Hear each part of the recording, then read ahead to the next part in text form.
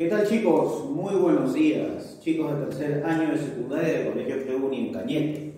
Hoy día, 12 de agosto del año 2020, ¿no es cierto? Tiempo de reclutamiento en nuestras casas, ¿no? De pasar una cuarentena tan complicada, pero definitivamente estamos, sobre todo, como se dice, al pie del cañón, ¿no? Siguiendo las clases como debe ser.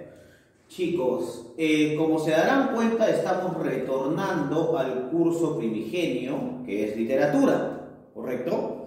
Entonces, ya te había explicado que la norma básica era por cada 3 clases de razonamiento verbal íbamos a tener una clase de literatura, ¿no?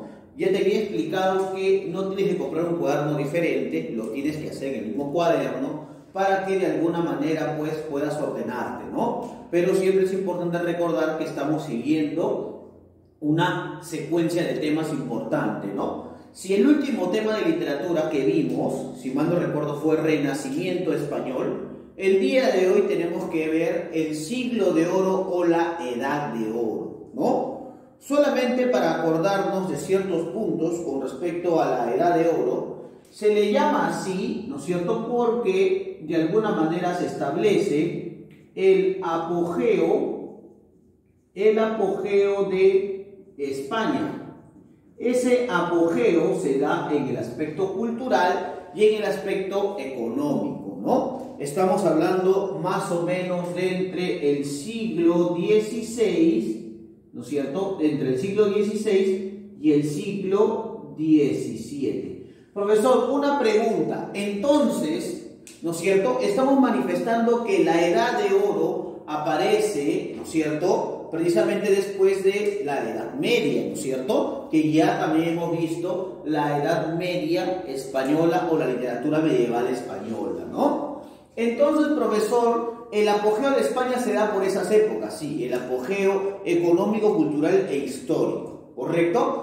También hay que recordar que España entra en un proceso de apogeo por el descubrimiento de América, ¿no es cierto?, y también porque de alguna manera se gestan diversos tipos de creaciones literarias, ¿no es cierto? En este caso, de alguna manera hay apogeo en la poesía, en la novela y en el teatro, sobre todo, ¿no? En la poesía ya vimos, ¿no es cierto?, la última clase que vimos de literatura, vimos que en poesía pues teníamos, ¿no es cierto?, como parte esta etapa se llamaba el Renacimiento español, ¿no es cierto? Y aquí teníamos pues a 2 personajes importantes, ¿no? A Garcilaso de la Vega y a Fray Luis de León, ¿no es cierto? Ahí está. Ambos de alguna manera influenciados por la literatura latina, ¿no es cierto?, por la literatura de Horacio y por la literatura de Petrarca, ¿no es cierto?, de Petrarca, de los poetas italianos y latinos de la época, ¿correcto? Todo este resumen que te estoy mencionando allí traen como consecuencia el nacimiento de esta edad de oro, ¿no? Además, hay que recordar que mientras que en España se daba la edad de oro, en otros países europeos se prolongaba lo que se conoce como el Renacimiento, ¿correcto? Que ya también lo hemos visto, ¿no es cierto? El Renacimiento evidentemente europeo, ¿no? Donde la posibilidad, ¿no es cierto?, de que el hombre sea el partícipe de toda la evolución cultural y social se hace pues evidente, ¿no? Porque el hombre empieza a desarrollar ciencia, empieza de alguna manera a fundamentar sus teorías pues culturales, ¿no? Y de alguna u otra manera, ¿no es cierto?, se deja de lado estas posiciones medievales que habían existido casi 10 siglos, ¿no? Entonces, la edad del oro, digamos, tiene cualidades, sí, bueno, semejantes o similares al Renacimiento europeo, pero sí tiene ciertas características diferentes, ¿no?, que vamos a ver a continuación. Aquí le llamamos edad de oro, ¿correcto, chicos? La edad de oro es el gran periodo literario que comprende los siglos XVI y XVII, ¿cierto? Hay que recordar que esto implicaba. Profesor, ¿qué pasa en el siglo XVI y XVII? Primero hay que recordar que el descubrimiento de América es importante, 1492, ¿no es cierto? Colón encuentra una nueva ruta a las Indias cuando en realidad había pues descubierto o había llegado a un nuevo continente, ¿no? Eso trae como consecuencia que España extraiga las materias primas de América y se vuelva un país sólido económicamente, ¿no es cierto? También hay que recordar que por esta época España tiene su última batalla contra los moros o los turcos que habían invadido la península ibérica. Y eso trae como consecuencia que la liberación de los turcos, ¿no es cierto? O la liberación de la invasión de los turcos, o la denominada Guerra de los 700 años, haga que España no solamente llegue a un apogeo, sino que llegue a una independencia, ¿no es cierto? Eso es muy importante. Ahora, llamamos también Edad de Oro a este periodo de apogeo literario, ¿correcto? Porque en la Edad de Oro empieza con lo que ya hemos visto, el Renacimiento español. Desde la redacción de las obras de Garcilaso, ¿correcto?, hacia 1530, hasta la muerte de Pedro Calderón de la Barca en 1681. Profesor, o sea que la Edad de Oro tiene ¿cuántas etapas? Tiene 3 etapas. El Renacimiento español que hemos visto, esta etapa que se llama etapa de la Edad de Oro o la narrativa del siglo de oro, ¿no es cierto? Y finalmente la última etapa de la Edad de Oro es la Edad del Barroco, que ya lo veremos, ¿no es cierto?, de acá a unas clases, ¿no es cierto? Ahí está. Entonces, digamos que empieza con el Renacimiento con Garcilaso de la Vega y va a terminar con el Barroco español con el teatro de Pedro Calderón de la Barca en 1681. Ahora, España, ¿no es cierto?, había llegado a un esplendor político y militar. ¿Por qué político y militar? Político porque, a diferencia de otros países europeos, en España todavía, ¿no es cierto?, seguía dominando la monarquía. ¿Quiénes eran los monarcas? Eran los reyes, ¿no es cierto? Las personas que llegaban al poder por el linaje o por la familia, ¿no es cierto? Entonces se destinaba a la monarquía.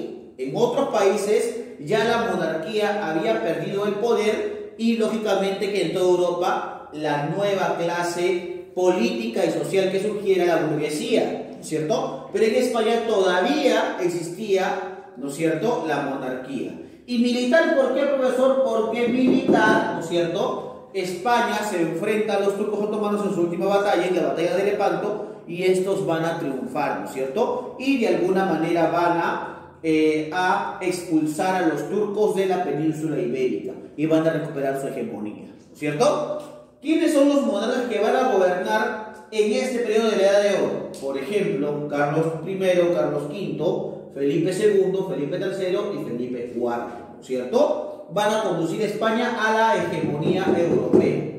¿Eso qué quiere decir? Que de alguna manera el auge de España no va a ser el mismo auge que conlleva toda Europa. Primero empezando porque la hegemonía de España hace que España se aleje del resto de países europeos. El renacimiento que se da en España no es el mismo renacimiento que se da en toda Europa. Y además, solamente por recordar que si de alguna manera, ¿no es cierto?, el objetivo o la filosofía del Renacimiento europeo era el humanismo, todavía en España existían algunos rezagos de la literatura y del sistema medieval, ¿correcto? Porque no solamente gobernaban los monarcas, en este caso eran los señores feudales, sino también gobernaba todavía la Iglesia Católica, ¿correcto?, en este periodo o en ese territorio español. ¿Cuáles son los hechos históricos que van a remarcar esta Edad de Oro? ¿No es cierto? La derrota de los turcos en Lepanto por Juan de Austria en 1571. ¿Por qué nombramos Lepanto? Bueno, chicos, yo nombro Lepanto porque Lepanto es la última batalla o una de las últimas batallas que España pelea contra los turcos.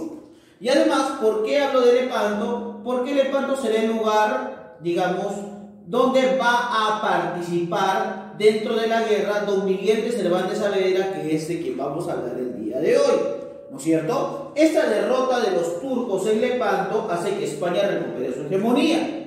Y también la destrucción de la Armada Invencible por Inglaterra en 1568 hace que Inglaterra y España se vuelvan aliadas, ¿no es cierto? Se vuelvan de alguna manera territorios casi hermanos, ¿no? Porque manifiestan una monarquía todavía y porque tienen una posición evidentemente religiosa, ¿no es cierto? Ahora, así como España, ¿no es cierto?, logra un apogeo de alguna manera político y militar, logra un apogeo militar como tal, ¿no es cierto?, y también de alguna manera logra un apogeo literario, también, ¿no es cierto?, logra un aspecto cultural. Ya habíamos dicho que el siglo de oro era propicio para el desarrollo de la poesía, la narrativa y el teatro, y en este caso, dentro del aspecto cultural, se empiezan a crear nuevos focos de conocimiento.